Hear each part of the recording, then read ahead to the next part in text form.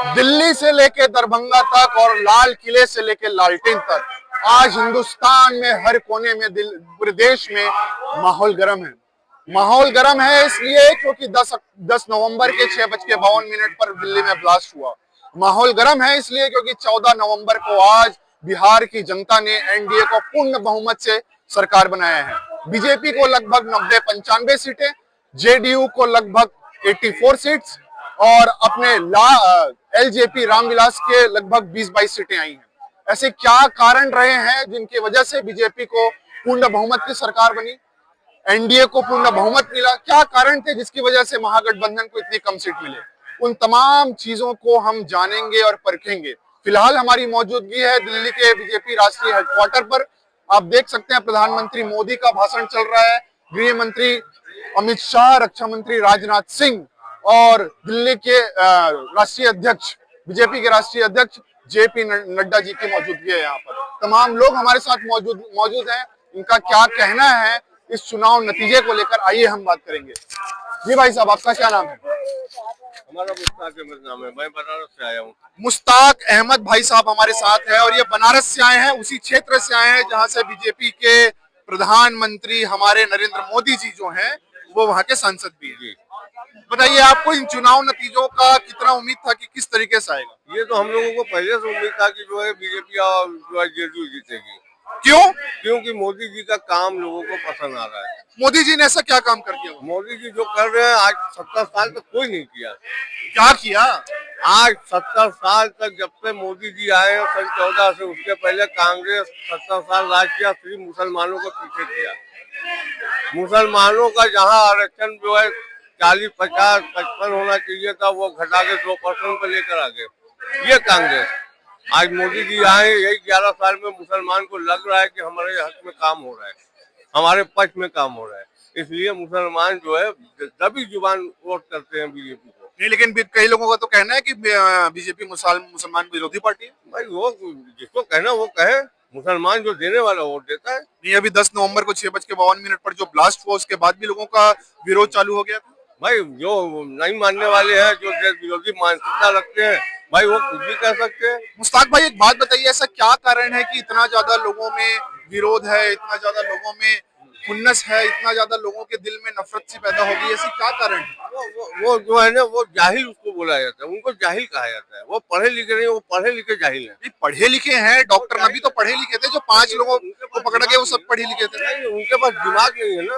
अरे दिमाग नहीं रहता तो डॉक्टर कैसे बनता? अरे भैया, वो पढ़े लिखे जाहिल इन्हीं को कहते हैं। आप एक वर्ग को देख लो, हिंदुस्तान में शिया एक कौम है, उसके लिए आप पढ़े लिखे भी आपको नहीं मिलेंगे, लेकिन वो जाहिलियत वाली भाषा नहीं बोलेंगे। जब भी बोलेंगे तो अच्छे और अदब के दायरे में बोलेंगे।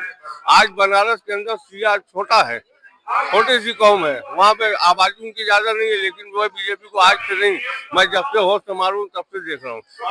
आप जब से होश संभाले हैं तब से, और हमारे साथ एक और भाई हैं जो कि दिल्ली से ही हैं, आपको कितने चुनाव नतीजों की उम्मीद थी? देखिए जी, मेरे को 100 के 100% चुनाव नतीजों की उम्मीद थी, क्योंकि जिस तरीके से नरेंद्र मोदी जी, हमारे देश के प्रधानमंत्री, गृह मंत्री अमित शाह जी, राजनाथ सिंह, हमारे जितने बड़े नेतागण हैं, जिस तरीके से वो देश में मेहनत कर रहे हैं, तो हमें उसको देखते हुए पूरी उम्मीद थी। 100 के 100% नहीं, 1000% उम्मीद थी। लेकिन लालटेन छाप ने तो बोल दिया था हमारी सरकार बन रही है 150 से ज्यादा सीटों से। देखिए, जब से 2014 से हमारी सरकार बनी है, तब से लालटेन तो बुझ चुकी है।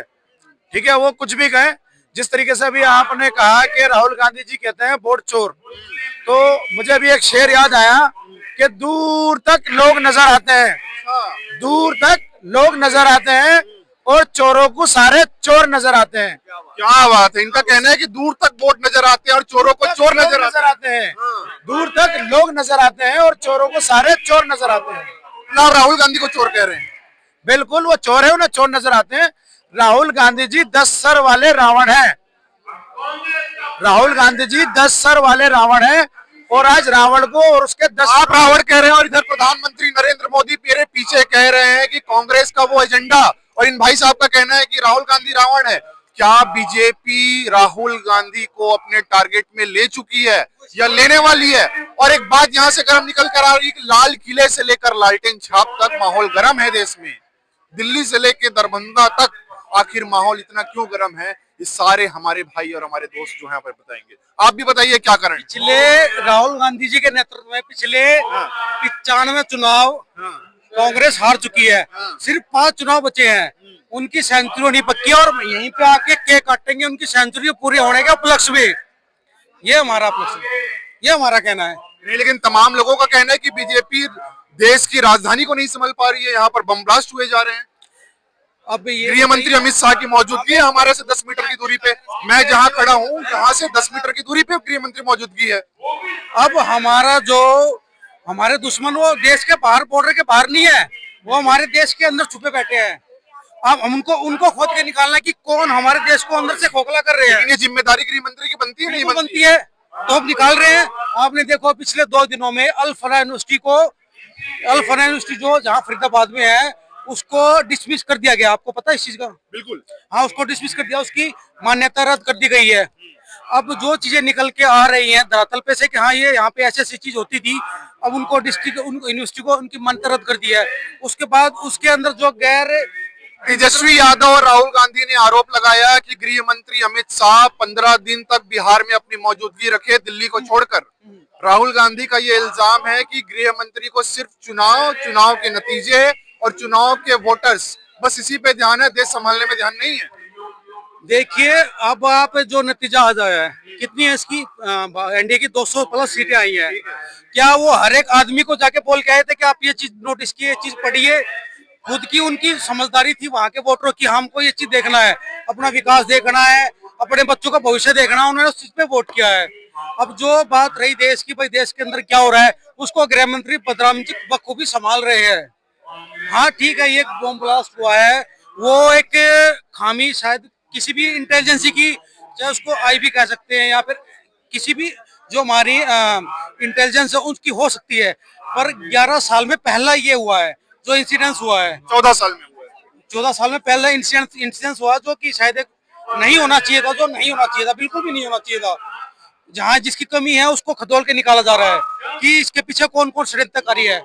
जो भी इसके पीछे षड्यंत्रकारी है उसको चाहे वो पाताल पर छुप जाए, उनको अमित शाह और मोदी जी निकाल कर लाएंगे और उनको जो सजा उनको देनी चाहिए कानूनी रूप से वो उनको मिलेगी। चलिए, तो आप देख सकते हैं तमाम लोग हैं जिनको पूरा भरोसा है कि गृह मंत्री अमित शाह, प्रधानमंत्री नरेंद्र मोदी तगड़ी से तगड़ी, कड़ी से कड़ी सुरक्षा जो है कल्प्रिट्स को देंगे, जो अपराधी हैं उनको देंगे। और कल ही गृह मंत्री अमित शाह का ये बयान आया था कि पाताल में भी अगर अपराधी छुपे हों उनको भी बख्शा नहीं जाएगा। चुनाव के मद्देनजर आज से 3 दिन पहले बम ब्लास्ट हुए दिल्ली में।